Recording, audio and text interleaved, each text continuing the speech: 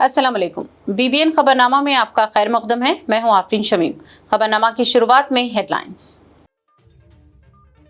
निजामाबाद में कांस्टेबल प्रमोद कुमार के कत्ल और शेख रियाज के एनकाउंटर की सीबीआई तहकीकात करवाई जाए। जहदकारों की कमेटी का मुतालिबा। रियाज एनकाउंटर को करार दिया जाली।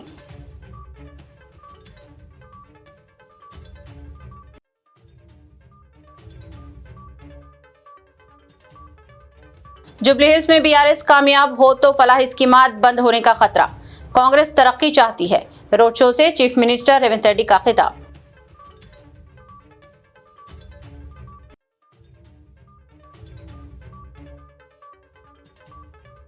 बीआरएस के 10 साला दौरे हुकूमत की तरक्की को कांग्रेस ने 2 साल में कर दिया तबाह। केटीआर का शेखपेट में रोड शो, कहा अवाम कांग्रेस से हो चुकी बेजार।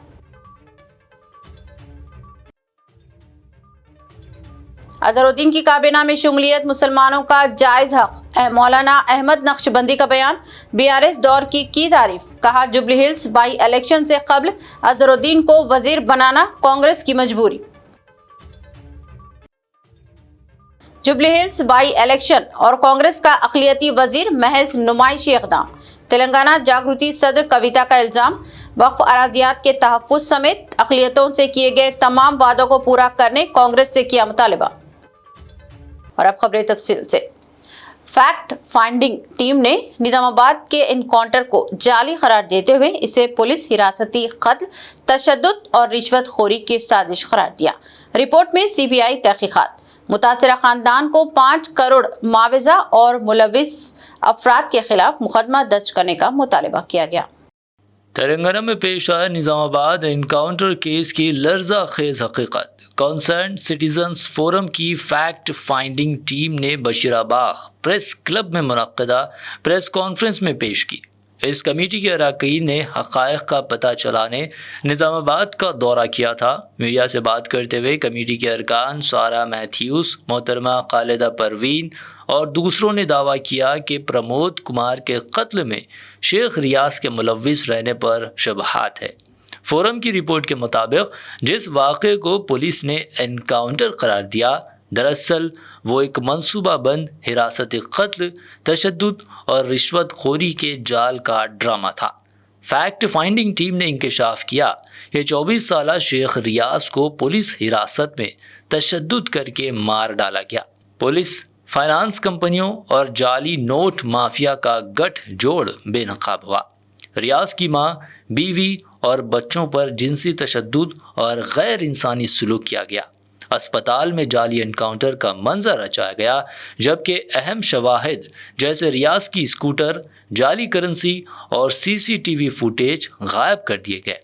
रिपोर्ट में बताया गया कि रियाज कोई गुंडा नहीं था, बल्कि वो एनबीएफसी कंपनियों का रिकवरी एजेंट था, जिसे असली मुजरिमों और पुलिस के नेक्सस को छुपाने के लिए कुर्बान कर दिया गया। यह इंसाफ नहीं बल्कि रियासती जुर्म है। रिपोर्ट में मुतालबा किया गया है कि इस मामले की सीबीआई तहकीकात कराई जाए, ख़ानदान को 5 करोड़ रुपए मुआवजा दिया जाए, गवाहों को तहफ़्फ़ुज़ फराहम किया जाए और मुलविस अफसरान के ख़िलाफ़ मुकदमा दर्ज किया जाए। प्रेस कॉन्फ्रेंस से खालिदा परवीन, सारा मैथ्यूज़, सैयद माजिद शत्तारी, एडवोकेट समीर अली, शेख सिकंदर, मोहम्मद अब्दुल ताज, सैयद फिरासत हुसैन और एडवोकेट फ़रहीन फ़ातिमा ने खिताब किया। उन्होंने कहा कि सच सामने आ चुका है। अब सवाल ये है कि क्या तेलंगाना हुकूमत सुनने को तैयार है या एक और रियाज को खामोशी में दफन कर दिया जाएगा। तो हमारी टीम की तरफ से प्रमोद के फैमिली के साथ जस्टिस होना चाहिए और जिसने भी प्रमोद को मारा हो उसको पकड़ने की जरूरत है। उसके बाद हम रियाज तरफ आते हैं, जिसका so called encounter custodial killing है। इस पे कोई दोहरा नहीं है। यहाँ पे अपने स्टेट में तो एनकाउंटर स्पेशलिस्ट मौजूद है। वैसे इस कल्चर को हम डेवलप करना नहीं चाहते, प्रमोट करना नहीं चाहते। पुलिस का काम प्रोटेक्शन करने का है, जान लेने का नहीं है।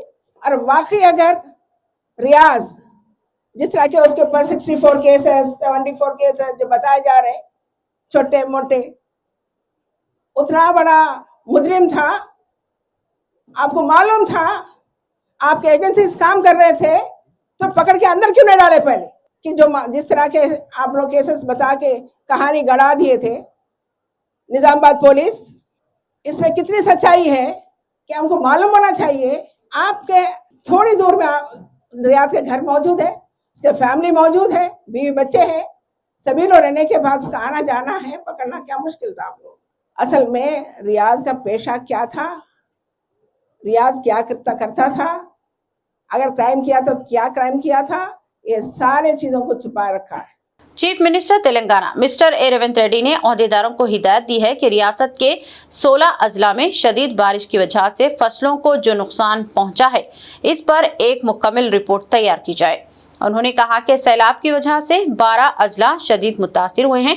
चूंकि फसलों के नुकसान का मुआवजा अदा किया जाना है, इसलिए ओहदेदारों को चाहिए कि वो फील्ड सतह को दौरा करके 1 हफ्ते के अंदर जामा रिपोर्ट तैयार करके हुकूमत को पेश करें।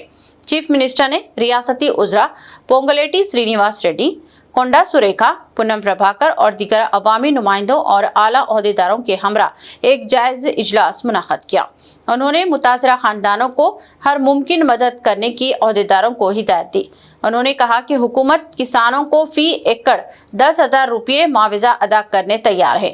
ओहदेदारों को फील्ड सतह का दौरा करते हुए फसलों के जुमला नुकसानात का जायजा लेना चाहिए। ओहदेदार 1 हफ्ते के अंदर रिपोर्ट तैयार करके हुकूमत को पेश करें ताकि हुकूमत मुआवजा अदा करने के इक़दाम कर सके। గతంలోనే ప్రభుత్వం జీవోలు ఇచ్చింది. మనుషులు చచ్చిపోతే ఎవరు చచ్చిపోయినా 5 లక్షల రూపాయల నష్టపరిహారం ఇవ్వడానికి ప్రభుత్వం నిర్ణయం తీసుకున్నది. ఎక్కడెక్కడైతే హ్యూమన్ లాస్ ఉందో వాటన్నిటిని కూడా రికార్డ్ చేసి పోలీస్ అధికారులకు కూడా కమిషనర్స్ అండ్ పోలీస్ డిపార్ట్మెంట్ కూడా ఇన్స్ట్రక్షన్స్ ఇస్తున్నా. అట్లా పోయిన వాళ్ళందరినీ ఇమ్మీడియట్ గా ఎఫ్ఐఆర్ చేయండి. కొన్నిసార్లు ఆలస్యంగా వస్తారు వాళ్ళు. ఒకసారి ఫీల్డ్ వెరిఫికేషన్ చేసి ఎఫ్ఐఆర్లు కడితే రేపు ఇందులో వాళ్ళకి నష్టపరిహారం ఇవ్వాలంటే కూడా ఇవన్నీ అవసరం. మీరు ప్రొసీజరల్ ల్యాప్సెస్ కూడా లేకుండా పోలీస్ అధికారులు కూడా వాళ్ళు ఎవరెవరు ఈ వరదలలో చనిపోయి తక్షణమే వాళ్ళ వివరాలను సేకరించి ఎంబడే ఎఫ్ఐఆర్ కట్టి దానికి సంబంధించిన నివేదికలు ఇవ్వండి. అదే విధంగా పశు సంపద ముఖ్యంగా మేకలు గాని పశువులు గాని, మేకలు ఇవి చచ్చిపోతే 5,000, ఆవులు బర్రెలు ఈ పెద్దవి ఏవైనా చచ్చిపోతే మనం 50,000 రూపాయలు ఇస్తున్నాం. వాటిని కూడా ఎంబడే అంచనా వేసి ఏ ఒక్కరికి కూడా ఇబ్బంది జరగకుండా చూడండి. పంట నష్టం జరిగిన ప్రాంతాలలో చాలా వరకు పత్తి, వరి, చేతికొచ్చిన పంట నష్టము ఇవన్నీ కూడా జరిగినాయి కాబట్టి ఎకరాకు 10,000 రూపాయలు మనం రైతులకు పంట నష్టపరిహారం కూడా ఇవ్వాలి అనుకుంటున్నాం. తక్షణమే ఆ నీట మునిగిన పొలాలను ఇసుక మేటలు పేరుకున్న దగ్గర మనకు ఎన్ఆర్ఈజిఎస్ లో స్పెషల్ ప్యాకేజెస్ ఉన్నాయి. ఇంట్లో మునిగిన వాళ్ళు, ఇంట్లో పోయిన వాళ్ళకు ప్రతి ఇంటికి మీరు అంచనా వేసి 15,000 రూపాయలు నష్టపరిహారం వాళ్ళకి ఇవ్వండి. అంటే ఇళ్లకి నీళ్లు వచ్చి వస్తువులు తడిచిపోయిన వాళ్ళకు వాళ్ళకి ఏమి ఇచ్చినా మనం సహాయం చేయలేం, కానీ కనీసం అట్లా పోయిన వాళ్లకు ప్రతి ఇంటికి ఒక 15,000 రూపాయలు ఇవ్వడానికి అవసరమైన సహాయక చర్యలు చేపట్టండి. తర్వాత అత్యంత పేదలుండి, గుడిసెలుండి, లేకపోతే ఏదైనా కొట్టుకుపోయిన వాళ్ళు ఉంటే ఇందిరమ్మ ఇండ్లు ఇచ్చే అర్హత ఉంటే ఒక స్పెషల్ దీని కింద అయినా మనం కాన్స్టిట్యున్సీ వైజ్ ఇచ్చే కోటా కాకుండా అవసరం అనుకుంటే ఏమైనా అదనపు కోటా అయినా కూడా ప్రభుత్వం ఇస్తుంది. అట్లా ఇండ్లు కోల్పోయి నిరాశ్రయులు అయిన వాళ్ళని కూడా లిస్ట్ అవుట్ చేయండి. तेलंगाना के वजीर बराए IT डी श्रीधर बाबू ने तेलंगाना के मुख्तलिफ हिस्सों में हालिया बारिशों और तूफान की वजह से मुतासरा खानदानों के लिए कॉरपोरेट सोशल रेस्पॉन्सिबिलिटी CSR की बुनियाद पर निजी शोबे से ताउन की अपील की है। उन्होंने बताया कि तूफान साइक्लोन मोंटा ने आंध्र प्रदेश में शदीद तबाही मचाई है और इसके असरात तेलंगाना के मुख्तलिफ अजला तक पहुँचे हैं। अवाम, किसान और रोजगार मुतासरा लोग फौरी तिब्बी इमदाद, ज़रूरी साजो सामान और ग़िज़ाई अशिया के मोहताज हैं। श्रीधर बाबू ने कहा कि रियासती हुकूमत फौरी रिलीफ इक़दामात कर रही है, लेकिन मज़ीद ताउन से मुतासरीन की ज़िंदगी जल्द मामूल पर लाई जा सकती है और वो इज्जत के साथ अपना घर बार दोबारा कायम कर सकते हैं। उन्होंने निजी और इदारा जाती सतह पर CSR के तहत इमदाद फराहम करने वाली कंपनियों से इस मामले में आगे आने की अपील की है। Chief minister Telangana mister A Revanth Reddy ने कहा कि अगर जुबली हिल्स में BRS को वोट दिया जाता है तो रियासत में अवामी फलाह व बहबूद की स्कीमात बंद होने के अंदेशे पैदा हो जाएंगे।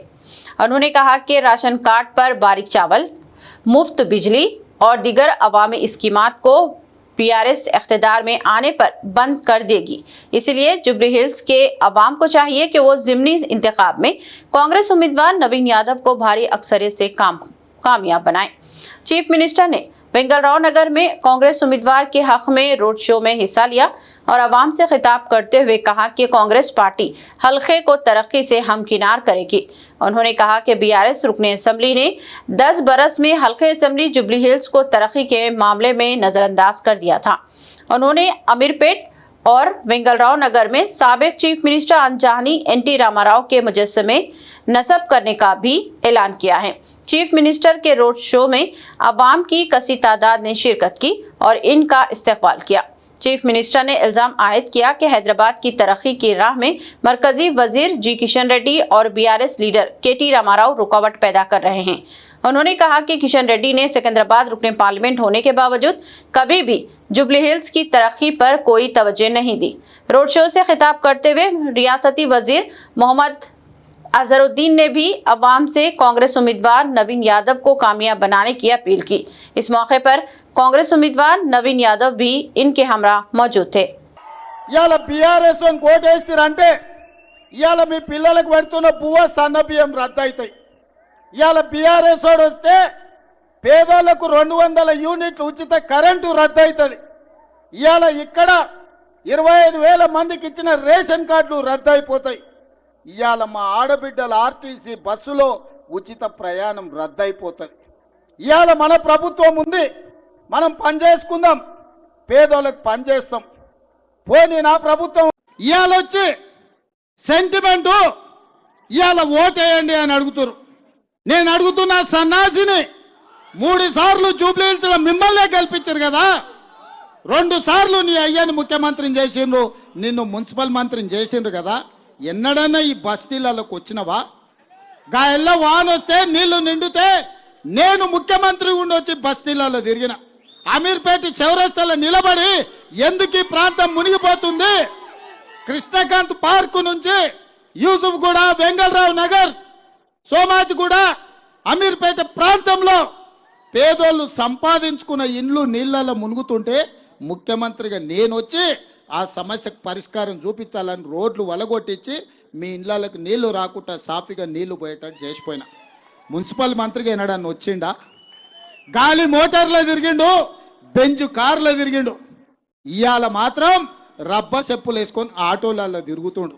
ఆటోలలో తిరిగి ఏం చెప్తుండే? ఇవాళ ఆడబిడ్డలకు బస్సు రద్దు చేయమని చెప్తుండు. ఇంతకంటే దుర్మార్గుడు ఎవడన్నా ఉంటాడా? అందుకే గాళ్ళని బిల్లా రంగాన్ని దొంగలతో పోల్చిన. మీరేమంటారు సోదరులారా? బిల్లా రంగాలే కదా. ఆ బిల్లా రంగాలు బస్తీకి వస్తే గిట్ల కరెంటు పోలు చూసి కట్టేరు, భాష సినిమాలో కట్టేస్తారు కదా, గట్ల కట్టేసి కరెంటు షాకు పెట్టుర్రి. 10 ఏళ్ళు చేసింది ఏందో చెప్పమని అడుగుర్రి. 2 సార్లు ముఖ్యమంత్రి మున్సిపల్ మంత్రికి అవకాశం ఇస్తే మా బస్తీలకు ఏం చేసినామని లెక్క అడుగుర్రి. बीआरएस के वर्किंग सदर केटी रामाराव ने इल्जाम आयद किया कि बीआरएस हुकूमत ने अपने 10 साल दौरे इख्तिदार में तेलंगाना जो तरक्की दिलाई थी, इसको कांग्रेस के 2 साल के दौरे हुकूमत में नाकाम बना दिया गया है। उन्होंने कहा कि कांग्रेस पार्टी जुल्म व नाइंसाफी की हुकूमत चला रही है। केटी रामाराव ने जुबली हिल्स हल्के असेंबली के शेखपेट डिवीजन में पार्टी उम्मीदवार एम सुनीता की इंतखाबी मुहिम में हिस्सा लिया और रोड शो से खिताब किया।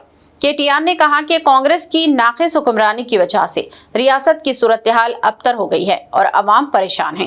केटीआर ने उर्दू में अशार पढ़ते हुए कांग्रेस हुकूमत को तनकीद का निशाना बनाया। उन्होंने इस यकीन का इजहार किया कि न सिर्फ जुबली हिल्स बल्कि तेलंगाना भर में अवाम बीआरएस के साथ हैं और इसे कामयाब बनाएंगे। उन्होंने कहा कि 10 साल की तरक्की को कांग्रेस हुकूमत ने अपने 2 साल के इख्तिदार में ही नाकाम बना दिया। केटीआर ने दावा किया कि केसीआर ने अपने दौरे में कई फलाही स्कीमात शुरू किए थे, लेकिन कांग्रेस हुकूमत इन स्कीमात पर अमल करने में नाकाम है। कांग्रेस ने अवाम से कई वादे किए थे और तमाम वादों को फरामोश कर दिया गया है। इसीलिए जुबली हिल्स के अवाम से बीआरएस उम्मीदवार एम सुनीता को कामयाब बनाने की अपील की। కొడుతున్నమా జూబ్లీ హిల్స్ మళ్ళీ ఒక్కసారి గట్టిగా జై తెలంగాణ। ये जुल्म और झूठ की दस्तार रहेगी कब तक? ये जुल्म और झूठ की दस्तार रहेगी कब तक? ये रेत की दीवार रहेगी कब तक? ये जुल्म और झूठ की दस्तार रहेगी कब तक? ये रेत की दीवार रहेगी कब तक? हमने तो हिटलर को भी मिटते हुए देखा, हमने तो हिटलर को भी मिटते हुए देखा। देखते हैं कांग्रेस तेरी सरकार रहेगी कब तक। जुबली हिल्स की आवाम अगर एक शानदार मुक्का मारेगी ना, ज्यादा दिन नहीं टिकने वाला है, ज्यादा दिन नहीं टिकेगा। इसीलिए मैं कह रहा हूं, ये जुल्म करने वाले कांग्रेस वालों, कितने दिन रखेगी तुम्हारी सरकार ये भी देखेंगे। इंशाल्लाह जरूर जीतेंगे। ఎలక్షన్ వస్తాయి పోతాయి, కానీ ఇవాళ 4 లక్షల మంది జూబ్లీ హిల్స్ ఓటర్లకు 4 కోట్ల మంది తెలంగాణ ప్రజల గోస తీర్చే అవకాశం మీ చేతికొచ్చింది। మీరు ఇక్కడ గట్టిగా జూబ్లీ హిల్స్ లో తీర్పిచ్చి కాంగ్రెస్ పార్టీ డిపాజిట్ జప్తు చేస్తే ఖచ్చితంగా 4 కోట్ల మంది తెలంగాణ ప్రజలకు అక్కడ ఉన్న బాకీ ఉన్నాయన్నీ మీకు బ్రహ్మాండంగా వాళ్ళకు అందుతాయి। నెలకు 2,500 పెన్షన్, నెలకు 2,500 మహిళలకు రావాలంటే కాంగ్రెస్ డిపాజిట్ జూబ్లీ హిల్స్ లో పోవాలి। నెలకు 4,000 రూపాయల పెన్షన్ ముసలోళ్ళకు, పెద్ద మనుషులకు రావాలంటే కాంగ్రెస్ డిపాజిట్ జూబ్లీ హిల్స్ లో పోవాలి। వికలాంగులకు 6,000 రావాలంటే కాంగ్రెస్ పార్టీ చిత్తుగా జూబ్లీ హిల్స్ లో ఓడిపోవాలి। నేను చెప్పేది కరెక్టేనా కాదా? ఒకవేళ కాంగ్రెస్ కు ఓటేస్తే ఏమైతుంది? రేవంత్ రెడ్డి ఒకటే అనుకుంటాడు, నేను ఏమి ఇయ్యకపోయినా, మహిళలకు నేను నెలకు 2,500 ఇయ్యకపోయినా, సిలిండర్ 500 అని చెప్పి 1000 రూపాయలు ఇచ్చినా, కరెంటు ఫ్రీ అని కరెంట్ ఇవ్వకపోయినా, ఏమి ఇవ్వకపోయినా వీళ్ళు మళ్ళా నాకే ఇస్తున్నారు ఓట్లు, కాబట్టి ఏమి ఇచ్చే అవసరం లేదు అని చెప్పి తెల్లారి మొత్తం ఎగబెడతాడు। ఒక్కసారి గట్టిగా బుద్ధి చెప్తే, ఒక్కసారి మీరు గట్టిగా తీర్పు చెప్తే జూబ్లీ హిల్స్ వాళ్ళు 4 కోట్ల మంది తెలంగాణ ప్రజలకు లాభం అవుతుంది। मौलाना अहमद नक्शबंदी ने कहा कि मोहम्मद अजहरुद्दीन को रियासती काबीना में शामिल किया जाना दरअसल मुसलमानों का जायज हक है। उन्होंने कहा कि सियासी सतह पर मुसलमानों को इनकी आबादी के तनासुब से ओहदे दिए जाने चाहिए। मुसलमानों को deputy chief minister, home minister, mayor और डिप्टी मेयर जैसे मनसब पर भी फाइज किया जाना चाहिए, क्योंकि ये इनका आईनी और जमहूरी हक है। उन्होंने बताया कि बीआरएस हुकूमत के दौर में बगैर किसी मतलब के मोहम्मद महमूद अली को डिप्टी चीफ मिनिस्टर और वजीर दाखिला के ओहदे पर फाइज किया गया था। मजीद बरा के केसीआर अपनी दूसरी मियाद के आगाज में अपने बेटे और भांजे को काबीना में शामिल करने से पहले मोहम्मद महमूद अली को हलफ दिलवाया और वजारत में जगह दी। यही वजह है कि मुसलमान बीआरएस और केसीआर से मोहब्बत रखते हैं, क्योंकि उस दौर में हुकूक दिए जाते थे, मांगे नहीं जाते थे। मौलाना नक्शबंदी ने शिकवा किया कि कांग्रेस हुकूमत के दौरान मुसलमानों को इनके हुकूक के लिए आवाज़ उठानी पड़ी। काबीना में मुस्लिम नुमाइंदगी ना होने पर बारहा तवज्जो दिलाई गई, एहतजाज किया गया। इस शदीद दबाव के बाद आखिरकार मोहम्मद अजहरुद्दीन को बतौर वजीर शामिल किया गया, लेकिन ये एक मजबूरी का फैसला महसूस होता है। उन्होंने सवाल उठाया कि आखिर मुसलमानों को अपने हुकूक के लिए कब तक मांगना पड़ेगा। उन्होंने मजीद कहा कि अगर कांग्रेस को वाकई मुसलमानों की फिक्र होती तो 1 साल पहले ही इन्हें काबीना में नुमाइंदगी दे दिए होते। अब जबकि जुबली हिल्स के ज़िमनी इंतखाब में सिर्फ 10 दिन बाकी हैं, उसी वक्त एक मुस्लिम वजीर का ऐलान करना दरअसल वोट बैंक को खुश करने की कोशिश है। उन्होंने इस अमल को महज चॉकलेट या लॉलीपॉप देने के मुतरादिफ करार दिया। जो अजहरुद्दीन साहब को जो आज जो है मिनिस्ट्री दी गई है, ये मुसलमानों का हक है कि सियासी दुनिया में मुसलमानों को मकामात दिए जाएं, मुसलमानों को जो है मिनिस्ट्री भी दी जाए, मुसलमान को जो है होम मिनिस्टर भी बनाया जाए, डिप्टी सीएम भी बनाया जाए, मेयर भी बनाया जाए, डिप्टी मेयर बनाया जाए, क्योंकि मुसलमानों की जो तादाद तेलंगाना में है उसके हिसाब से मुसलमान हर पोस्ट का हकदार है। मुसलमानों को ये पोस्ट मिलना चाहिए। लेकिन हम जो है चाह रहे थे कि टीआरएस गवर्नमेंट ने जैसा बगैर पूछे के, बगैर सवाल करे के, बगैर मांगे के महमूद अली साहब को उन्होंने जैसे होम मिनिस्टर बनाया था, डिप्टी सीएम बनाया था, हत्ता कि उनकी कैबिनेट में उन्होंने दिगर लोगों को, उनके बेटे को, उनके जो है भांजे को, उनकी बेटी को उन्होंने बाद में शामिल किया। उनके जो भी जो है कैबिनेट मेंबर्स हैं बाद में उन्होंने शामिल किया, लेकिन उन्होंने एक मुसलमान को अपने साथ जो है होम मिनिस्टर की हलफ दिलाई थी। ये एक बहुत बड़ा उनका कारनामा था और इसी वजह से आज मुसलमान केसीआर से और उनकी पार्टी से, बीआरएस से मोहब्बत करते हैं, क्योंकि उन्होंने मुसलमानों को मांगने से पहले उनके जो हक थे उन्होंने वो अदा किए थे।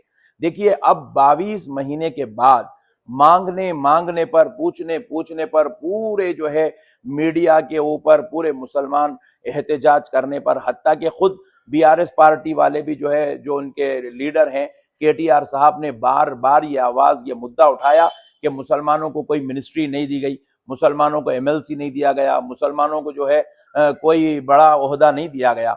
तब उसके बाद आज जो है अजहरुद्दीन साहब को ये मिनिस्ट्री दी गई है। लेकिन हमें तकलीफ इस बात की है कि भाई मांगने की हमको नौबत क्यों आ रही है। खैर देखिए वो एक अलग चीज है, लेकिन एक बहैसियत मुसलमान उनको जो आज पोस्ट दिया गया, हम ये सवाल कर रहे हैं कि भाई मांगने के बाद हमको क्यों इस तरीके से जो है मांगना पड़ रहा है।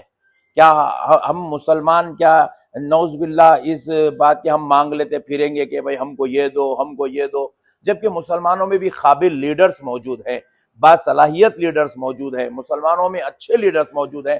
तो लिहाजा उनकी जो है काम की कदर की जाए, उनको बर वक्त जो है उनको मिनिस्ट्री दी जाए, उनको अभी एमएलसीज दिया जाए। हम तो ख्वाहिश करेंगे कि कांग्रेस गवर्नमेंट से कि आप होम मिनिस्टर भी दीजिए मुसलमान को, आप डिप्टी सीएम भी दीजिए मुसलमान को, आप मेयर भी अगर बनाने का मौका मिला आइंदा इलेक्शंस में या कभी भी, तो आप मुसलमान को मेयर भी दीजिए, डिप्टी मेयर भी दीजिए। मुसलमान को आप कदर कीजिए, मुसलमान को जो इज्जत का मुसलमान हकदार है उसको बराबर उसका हक दिया जाए। नहीं, ये देखिए ये जो अमल था, काश अगर ये अमल आज से 1 साल पहले हो जाता तो आज इलेक्शन में जो है कांग्रेस को ये दिन देखना नहीं पड़ता, आज ये डिसीजन लेना नहीं पड़ता कि ऐसे वक्त में जबकि इलेक्शन बिल्कुल मुंह पे खड़े हुए हैं और सिर्फ अभी 10 दिन बाकी हैं, और ऐसे वक्त में जो है हम एक मिनिस्टर का ऐलान कर रहे हैं। तो इसमें मैं जाहिरी तौर पे तो यही महसूस होता है कि इलेक्शन जीतने की खातिर आपने मिनिस्ट्री दिया है, या इलेक्शन में आप कामयाबी हासिल करना चाहते हैं, इसीलिए आपने जो है मुसलमानों को खुश करने के लिए दिया है। जी हाँ, आप ऐसा भी कह सकते हैं कि उन्होंने चॉकलेट दिया है या लॉलीपॉप दिया है, आप ऐसा भी कह सकते हैं। लेकिन जो है बेहतर था अगर आप 1 साल पहले या 2 साल पहले जब आपने दूसरे लोगों को जो है जैसे मंत्री बनाया, इज्जत दी है, वैसे ही अगर एक मुसलमान को भी अगर आप इस तरीके से दे देते तो आज मुसलमानों के दिलों में आपकी बहुत मोहब्बत होती और मुसलमान आपको चाहते, और आज जुबली हिल्स में जो दिन देखना पड़ रहा है वो आपको दिन देखना नहीं पड़ता था। जुबली हिल्स के जिमनी इंतखाब के पस मंजर में सियासी मंजरनामे तेजी से तब्दील होते जा रहे हैं। आज 1 नवंबर को तेलुगुदेशम पार्टी के जनरल सेक्रेटरी श्रीनिवास नायडू समेत कई अहम कायदीन ने बीआरएस में शमूलियत अख्तियार की। तेलंगाना भवन में मुनाकिदा एक तकरीब में बीआरएस के वर्किंग सदर केटी रामाराव ने इन रहनुमाओं का खैर मकदम किया और इन्हें पार्टी का खुसूसी खंडवा पहनाकर शामिल किया। इस मौके पर एक जोशीले खिताब में केटीआर ने सीएम रेवंत रेड्डी को शदीद तनकीद का निशाना बनाया। उन्होंने कहा कि जो ओहदे तुम्हारे पास है वो दरअसल अवाम की दी हुई अमानत है। यही अवाम एनटीआर जैसे बड़े रहनुमाओं को भी शिकस्त दे चुके हैं, तो फिर तुम्हारी क्या बसात। उन्होंने कांग्रेस हुकूमत पर भी तनकीद करते हुए कहा कि रेवंत रेड्डी ऐसे महसूस कर रहे हैं जैसे उन्होंने किसी जंग अजीम फतह हासिल की हो। केटीआर ने इल्जाम लगाया कि रेवंत रेड्डी अवाम को धमका रहे हैं कि अगर बीआरएस को वोट दिया तो फलाही स्कीमें बंद कर दी जाएंगी। केटीआर ने तंजिया लहजे में कहा, अगर रेवंत रेड्डी अवाम को धमकियां देंगे तो अवाम ही इनकी सियासी टोपी उतार देंगी। వచ్చినప్పుడు ఏం చెప్పాలి ప్రభుత్వంలో ఉన్నోళ్ళు, ఇగో మీరు మాకు అవకాశం ఇచ్చిర్రు, మీరు మాకు ఓట్లేసి మళ్ళీ గెలిపిస్తే మంచి పనులు చేస్తా అని చెప్పుకోవాలి, ఏమైనా తప్పులు ఉంటే తప్పులు కరెక్షన్ చేసుకుంటా అని చెప్పుకోవాలి। అంతేగాని బెదిరిస్తారా ఎవరన్నా ఓటర్లను? నువ్వు వేయకపోతే ఇది బంద్ పెడతా అది బంద్ పెడతా। నేను అడుగుతున్నా, ఒక్కసారి ఆలోచన చేయండి మీరు।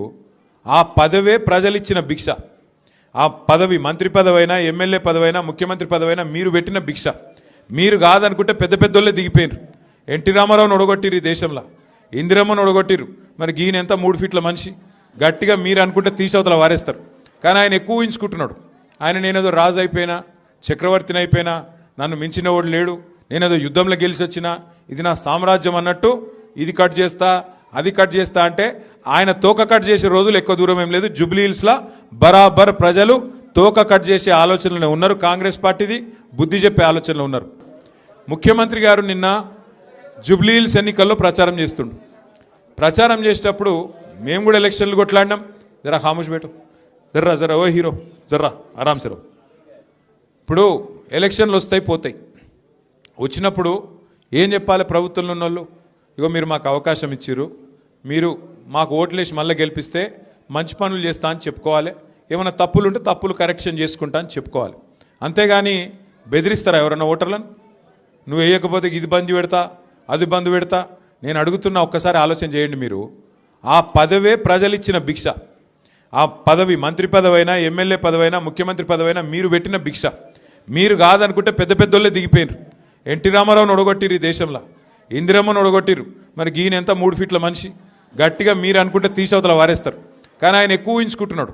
ఆయన నేనేదో రాజు అయిపోయినా, చక్రవర్తిని అయిపోయినా, నన్ను మించిన వాడు లేడు, నేనేదో యుద్ధంలో గెలిచి వచ్చినా, ఇది నా సామ్రాజ్యం అన్నట్టు ఇది కట్ చేస్తా, అది కట్ చేస్తా అంటే ఆయన తోక కట్ చేసే రోజులు ఎక్కువ దూరం ఏం లేదు. జూబ్లీ హిల్స్లో బరాబర్ ప్రజలు తోక కట్ చేసే ఆలోచనలో ఉన్నారు. కాంగ్రెస్ పార్టీది बुद्धि చెప్పే ఆలోచనలో ఉన్నారు. जुबली हिल्स में बीआरएस पार्टी के हक में अवामी हिमायत का सिलसिला जारी है। एक मुकामी माजूर गूंगी खातून की वीडियो सोशल मीडिया पर खूब वायरल हो गई, जिसमें माजूर खातून ने जज्बाती अंदाज में अपने इशारों में बताया कि अगर अल्फाज ना भी मिले तो क्या हुआ, दिल में केसीआर अभी भी जिंदा हैं। एक टीवी रिपोर्टर के सवालात का इशारों में जवाब देते हुए खातून ने कांग्रेस पर तनकीद की, जिन्होंने माजूरीन को 6,000 रुपये माहाना पेंशन देने का वादा किया था, मगर अमल दरामद ना हो सका। इस मौके पर खातून ने कार के निशान के हक में वोट देने का भी इशारा करती नजर आई। इसी को लेकर बीआरएस पार्टी ने भी खातून की वीडियो अपने सोशल मीडिया पर शेयर की। वीडियो के साथ लिखा कि बीआरएस ने मांगने पर नहीं बल्कि हक समझकर सहूलतें दी। वोट कार को ही मिलेगा, क्योंकि खिदमत का जवाब वफादारी से ही दिया जाता है। बीआरएस पार्टी की जानिब से इस अवामी राय को सोशल मीडिया पर शेयर किया गया, जहां पार्टी कायदीन केटीआर और जुबली हिल्स उम्मीदवार मागंटी सुनीता को टैग करते हुए कहा गया कि अवाम आज भी बीआरएस और केसीआर के साथ हैं। तेलंगाना के बोधन से कांग्रेस एमएलए पी सुदर्शन रेड्डी को हुकूमत की जानिब से फलाही और तरक्याती स्कीमात के निफाज के लिए मुशीर मुकर्रर किया गया है। हुकूमत के जियो के मुताबिक वो तमाम फ्लैगशिप्स फलाही प्रोग्रामों की अमल आवारी का जायजा जिले कलेक्टर्स और मुतालिका महकमों के सेक्रेटरियों के साथ मिलकर लेंगे। इस तकर्री के बाद पी सुदर्शन रेड्डी ने आज वज़ीर आला रेवंत रेड्डी से गैर सगाली मुलाकात की, जिसमें वज़ीर आला ने इन्हें गुलपोशी करते हुए मुबारकबाद पेश की। इस मौके पर टीपीसीसी सदर महेश कुमार गौड़, उर्दू एकेडमी के चेयरमैन ताहिर बिन हमदान, नीज साबिक निजामाबाद जिले के अराकीन असम्बली, एमएलए और दीगर कायदीन भी मौजूद थे। तेलंगाना जागृति की सदर कलवा कुंटला कविता ने करीमनगर में मुनाकिदा जागृति जन्म बाटा प्रोग्राम से खिताब करते हुए कहा कि वो किसी खास सियासी जमात की नुमाइंदगी नहीं बल्कि तेलंगाना की अवामी आवाज़ हैं और जागृति अब अवाम के मसाइल को हल करने वाली तहरीक के तौर पर उभरेगी। उन्होंने कहा कि मौजूदा हुकूमत अवामी मसाइल जैसे मोंटा तूफान से मुतासरा किसानों, वरंगल के बारिशज़दा इलाकों, फीस रीएम्बर्समेंट स्कीम की अदम अदायगी जैसे मामलात को यकसर नजरअंदाज कर रही है। कविता ने वाजे किया कि जुबली हिल्स ज़िमनी इंतखाब से कबल महज नुमाइशी तौर पर एक मुस्लिम वजीर को काबीना में शामिल करना कांग्रेस की मजबूरी है। अगर हुकूमत वाकई अक़लियत नवाज होती तो वो अपने किए गए वादों पर अमल करती। उन्होंने मुतालिबा किया कि वक्फ अराजियात के तहफ़्फ़ुज़, अक़लियती बजट में इजाफा और मजदूरों किसानों के हुकूक़ की हिफाजत के लिए हुकूमत फौरी इक़दाम करे। कविता ने कहा कि जागृति अब अवामी तहरीक का रुख अख्तियार करते हुए समाजी इंसाफ, ख़वातीन की नुमाइंदगी और मसावी तरक्की के लिए जद्दोजहद जारी रखेगी, क्योंकि असल तेलंगाना वही है जहां हर तबका बाइख्तियार हो और तरक्की में शामिल हो। जुबली हिल्स में चुनाव आ गया तो एटलीस्ट जल्दबाजी में ही सही अजहरुद्दीन साहब को माइनॉरिटी कम्युनिटी से मिनिस्ट्री मिल गया। इमरजेंसी में जो माइनॉरिटी मिनिस्टर बन गए, उसी इमरजेंसी के साथ माइनॉरिटी के जो इश्यूज पेंडिंग है, जो 2000 करोड़ देने वाले थे डेवलपमेंट के लिए माइनॉरिटीज़ को हर साल, उसको भी उसी इमरजेंसी से रिलीज़ करना है। और जो वक्फ के प्रॉपर्टीज़ को बचाने का काम करने वाले थे, उसको भी उसी इमरजेंसी से करना है। और माइनॉरिटी रिजर्वेशन के बारे में जो कांग्रेस गवर्नमेंट ने वादा किया था, उसको भी उसी इमरजेंसी के साथ अमल करने की ज़रूरत है।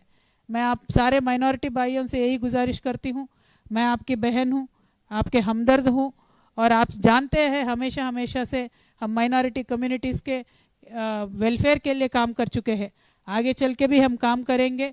जिस तरीके का इज़्ज़त हमें मिलना था वो आज तेलंगाना स्टेट में मिल नहीं रहा है, जो सेल्फ रेस्पेक्ट हमें हुकूमत में रहने से, पावर शेयर करने से मिलती है, आज माइनॉरिटी कम्युनिटी को नहीं मिल रहा है। तो मेरा यही एस्पिरेशन है, मेरी उम्मीद है कि मैं अच्छे से काम कर सकूंगी। मेरी ये उम्मीद है कि मैं आगे चल के माइनॉरिटीज़ के पॉलिटिकल एम्पावरमेंट के लिए ढंग से काम कर पाऊंगी। इसीलिए आपके साथ चाहती हूँ। और एक सीरियस मेरा बिलीफ है कि जो स्टेट में माइनॉरिटीज़ को साथ में लेके काम करते हैं, वो स्टेट को डेवलप होने से कोई भी नहीं रोक सकते हैं। और इसी साथ साथ मैं यही कहना चाहती हूँ कि बीजेपी रहने दो या कौन से भी पार्टी रहने दो, जो स्टेट में पार्टी रहेगी वो अगर माइनॉरिटी का साथ दे के उनको बचा के आगे चल सकेंगे और हमारे तेलंगाना में गंगा जमुना तहजीब को बरकरार रख सकेंगे, तो उसी पार्टी का, उसी शख्सियत का आपको साथ देना चाहिए। मैं एक ऐसे ही पर्सनालिटी हूँ, हमेशा मैंने माइनॉरिटी वेलफेयर चाहा है, इसीलिए आज आपका साथ चाहती हूँ। हैदराबाद टप्पा चबूतरा पुलिस स्टेशन के station house officer SHO B Abhilash को ड्यूटी में गफलत बरतने के इल्जामात में मुअत्तल कर दिया गया है। यह फैसला Hyderabad city police commissioner VC Sajjanar IPS ने महकमाती कार्रवाई के तहत किया। जराये के मुताबिक पुलिस स्टेशन के ही एक कांस्टेबल ने शिकायत दर्ज करवाई थी कि ड्यूटी के दौरान मुकामी अफराद ने इनके साथ बदजुबानी की। तहम SHO अभिलाष ने ना तो इस मामले में कोई कार्रवाई की और ना ही शिकायत पर गौर किया। शिकायत की तफ्तीश के बाद आला हुक्काम ने फौरी एक्शन लेते हुए SHO को मुअत्तल कर दिया। पुलिस कमिश्नर ने वाज़ेह किया कि फराइज की अंजामदही में लापरवाही या शिकायत को नजरअंदाज करने जैसे इक़दामात हरगिज बर्दाश्त नहीं किए जाएंगे और पुलिस फोर्स के अंदर नज़्म व ज़ब्त बरकरार रखने के लिए सख्त कार्रवाई जारी रहेगी। हैदराबाद के मियाँपुर इलाके में हाइड्रा टीम ने एक 5 मंजिला गैर कानूनी इमारत को मुनहदम कर दिया। ये इमारत 473 मुरब्बा गज सरकारी जमीन पर तामीर की गई थी, जो महकमे HMDA की मिल्कियत है। तहकीकात में इंकशाफ हुआ है कि बिल्डर ने अमीनपुर लेआउट ई सरहद से तजावुज करते हुए सरकारी जमीन पर कब्जा किया था। इसके साथ ही जाली LRS लेआउट, रेगुलराइजेशन स्कीम और डिमांड ड्राफ्ट के दस्तावेजात भी सामने आए। इस कार्रवाई के बाद अमीनपुर पुलिस स्टेशन में मुकदमा दर्ज कर लिया गया है।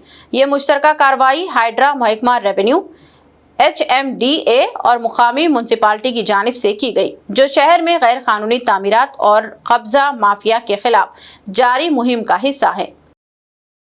हैड्रा ने पोचाराम में तकरीबन 4000 गज से जायद पार्क की अराजी को बचाने में कामयाबी हासिल की, जिसे प्लॉट्स की शक्ल देते हुए फरोख्त कर दिया गया था।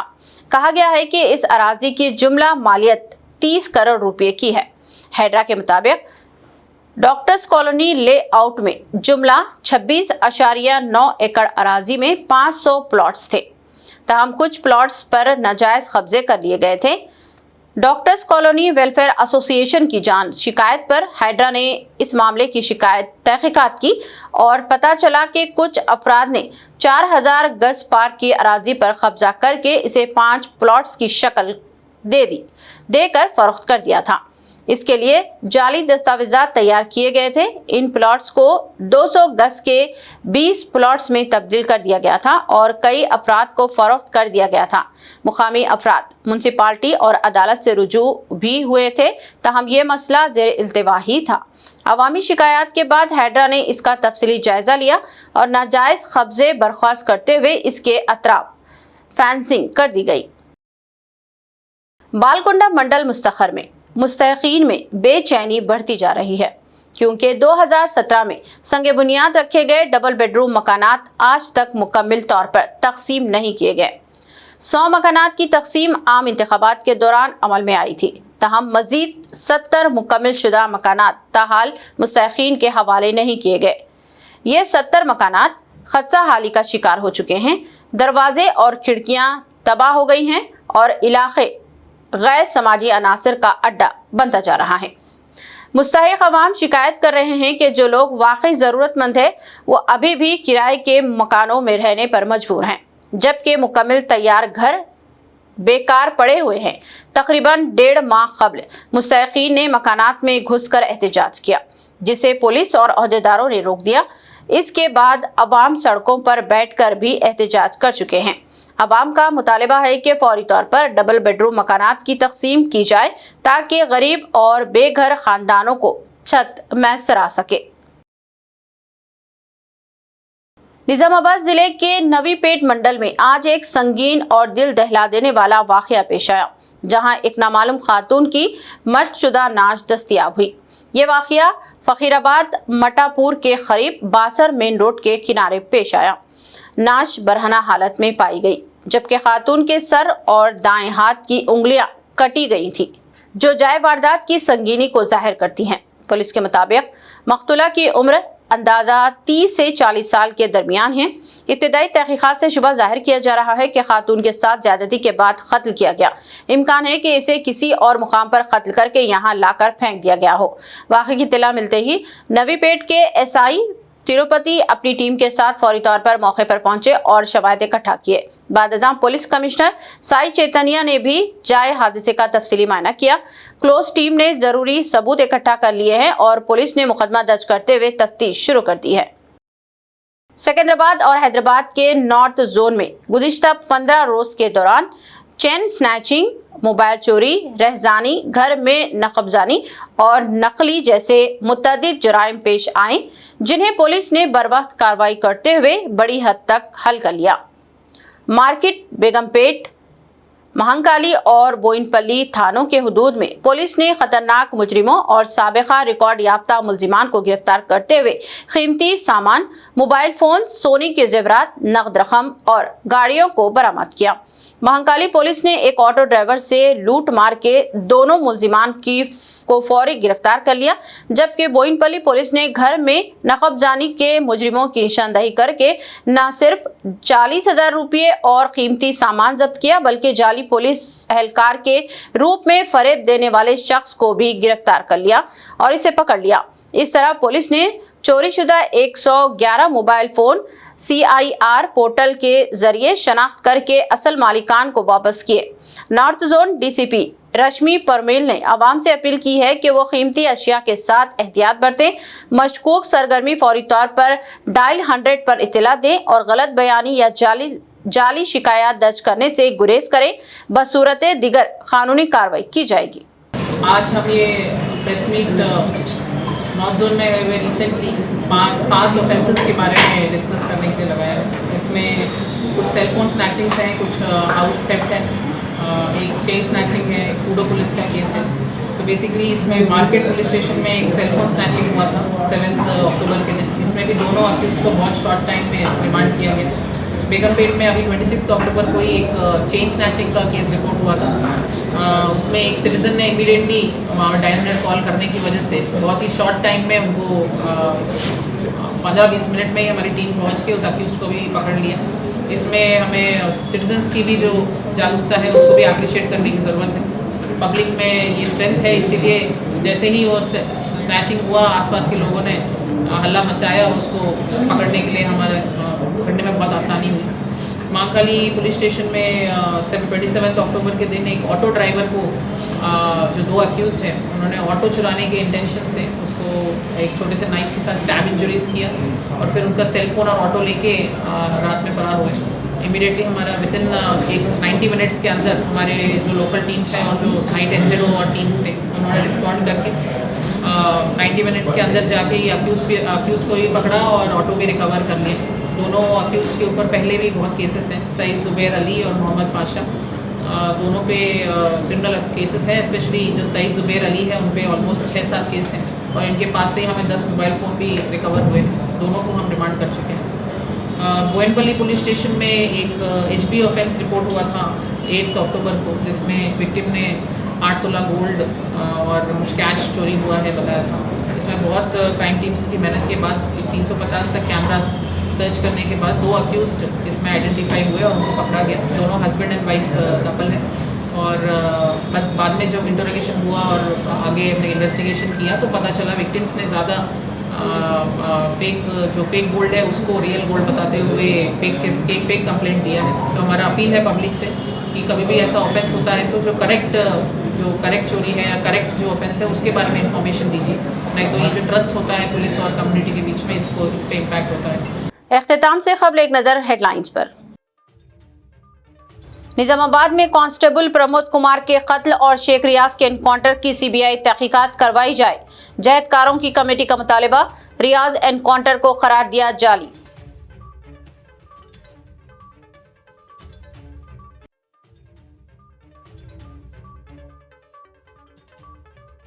जुबली हिल्स में बीआरएस कामयाब हो तो फलाही स्कीमात बंद होने का खतरा। कांग्रेस तरक्की चाहती है। रोड शो से चीफ मिनिस्टर रेवंत रेड्डी का खिताब।